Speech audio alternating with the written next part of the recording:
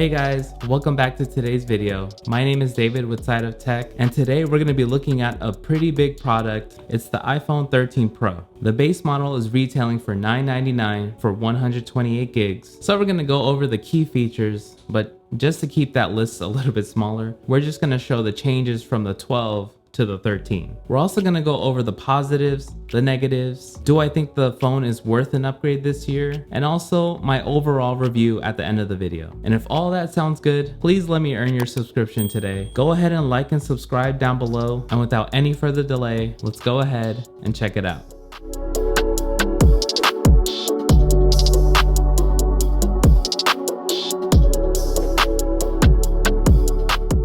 Alright guys, let's start off with the exterior differences and the smaller notch. The notch this year is actually 20% lower than the iPhone 12 Pro, and they've also rearranged a couple of the components on the top, and even though Apple was able to save some space, we still don't have a battery percentage. Come on, Apple. Another big exterior difference is the much bigger camera bump. It takes up about a quarter of the back of the phone. And as you can see here on the left is the iPhone 12 Pro compared to the iPhone 13 Pro, and it's a big substantial difference. And even the bump protrudes out a little bit further from the body of the phone, which adds a little bit of extra weight. Just be careful when putting this onto a table, as it could rock even more now. The iPhone 12 Pro was coming out at about 189 grams, while the new iPhone 13 Pro is coming out at about 204 grams. And guys, I'm gonna get a little bit extra nerdy, so just bear with me for a second. The new A15 chip is a really nice upgrade to the A14. Apple added an extra core to the GPU, so any kind of games or any kind of videos that you watch will receive a nice graphical bump. The iPhone 13 now comes in 1TB and also comes in a brand new color, Pacific Blue. The 13 Pro comes with an even better battery, and it improves it to 1.5 times better than the 12 Pro. So that leaves you at about 22 hours of playback, which is almost the same as the iPhone 12 Pro Max, and that's an all-day battery, guys. The Pro models this year finally have a high refresh speed of 120 Hz. It's called ProMotion and basically allows you to scroll through your phone with a buttery smooth UI interface. And it makes it a lot easier on your eyes when you're scrolling through your phone at very high speeds. Which is good because the phone got a whole lot brighter at 1000 nits of brightness. The cameras have also been drastically upgraded by letting in a lot more light by widening all of the apertures for each lens. Each lens now includes night mode, and also the telephoto lens now has a 3x optical zoom. And the ultra wide lens, interestingly enough, includes a new macro mode. But the real star of the show is the brand new cinematic mode, which we're gonna cover in the next segment.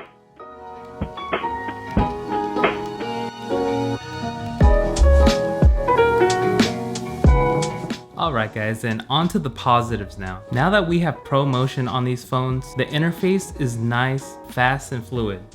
So every time I'm scrolling through something, it's buttery smooth. And just like on my iPad Pro, which does have ProMotion, it's much easier to notice it on the smaller screen of the 13 Pro. Man, I really wish you guys could see this in person. It's such a nice experience. Battery life is insane with this phone, and it's one of my favorite features. I definitely use my phone throughout the whole entire day, and I'm coming from the iPhone 12 Pro Max, so I already know what all-day battery life is. And this year, since I downgraded to the 13 Pro, I haven't noticed any drop in video, interacting with my phone, taking pictures, using all the features. The battery life has been insane. And right when I get off of work, I have about 50 to about 60% battery life, plenty of time to end the rest of the day with. But since I got the phone, I really wanted to put it to the test, and I really wanted to try out the new camera mode, the cinematic mode. With that being said, you guys have no worries with the battery life. It is definitely an all-day battery. And speaking of cinematic mode and all the new camera upgrades that came with this phone this year, this is definitely my favorite feature of the phone. But yeah, they didn't increase the lens sizes for nothing. They put in extra aperture, which is basically being able to have a larger lens to let in a lot more light. And to show you guys this, I have an example with me and my friends. We went out to a park, pretty much nighttime. It was 10 o'clock at night. Let me show you guys what I found. Hey guys, David with Side of Tech. We're out here at a park trying to use the cinematic mode on the iPhone 13 Pro. The low light capability of the phone is amazing, and I want to show you guys a couple of clips that I took.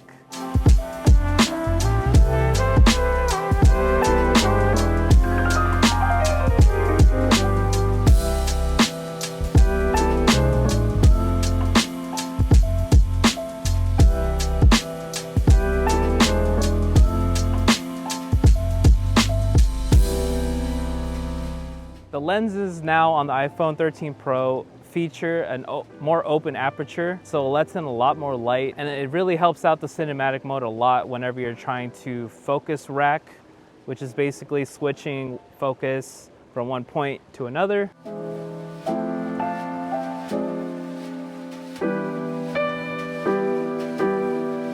I also took a few shots during the daytime just to show you guys how much more light this lets in than the iPhone 12 Pro. So let's take a look at that now.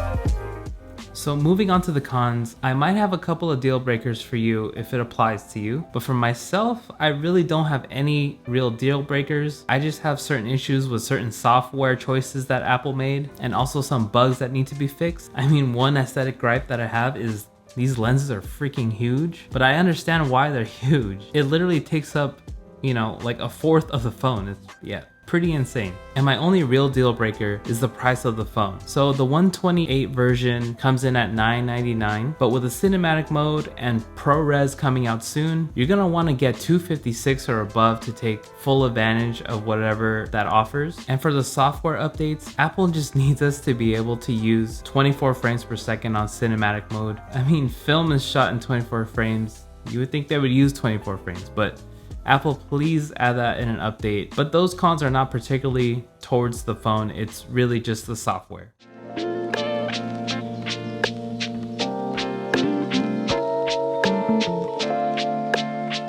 The way I rate the product is this a good value for the price? Do my pros outweigh the cons? And also, how is the handling of the product? Is it easy to use? Or is it cumbersome? I would say the price is worth it for those who upgrade every single year. You guys already know what to expect. And for someone who's looking to enter the future of Apple phones, I feel like anyone with an iPhone 11 and below can go ahead and upgrade also. And for anyone who already has the iPhone 12 Pro, I would actually say wait for next year's phone to upgrade, unless you're one of those who already upgrades every single year. But the iPhone 12 Pro will last you for a while. It has MagSafe, it has all the future-proof technologies that Apple has right now. You're not gonna get anything crazy new with this new phone, so I would wait. And if you want some of the new features and don't mind not having a telephoto lens or the ProMotion, go ahead and save yourself $300 and get the iPhone 13. It's still a great phone. It still offers cinematic mode and all the upgrades to the cameras for the ultra wide and the regular wide lens. I would recommend that for you. And do the pros outweigh the cons?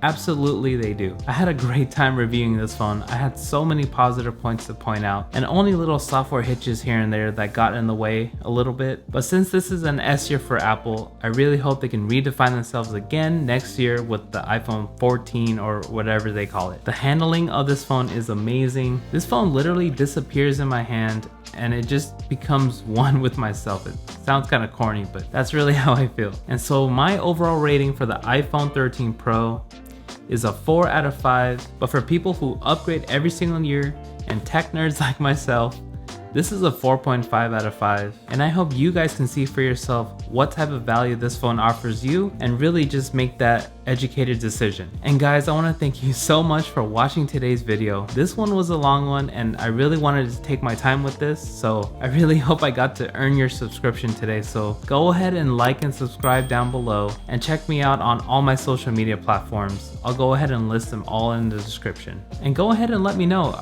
are you guys gonna pick it up? I'm curious to see if any iPhone 12 owners wanna go ahead and upgrade to the 13 this year. And with all that being said, this is David, serving you a little side of tech, and I'll see you in the next video. Bye guys.